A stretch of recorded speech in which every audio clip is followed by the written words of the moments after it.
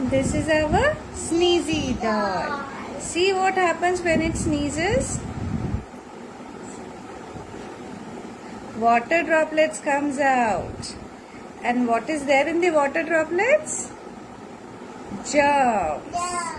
So we should always cover our mouth and nose with a, what is this?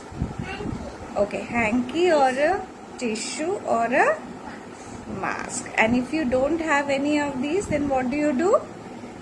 Yes, you cough on your elbow.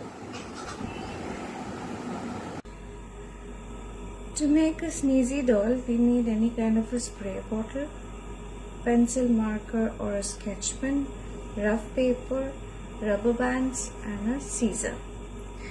Fill this spray bottle with water to spray and show to a kid what happens when we actually sneeze. This kid doesn't know that when we sneeze, water droplets comes out. And these water droplets carry germs. Simply draw a face. Make sure its mouth is little wide open so that it actually fits the knob of the spray bottle.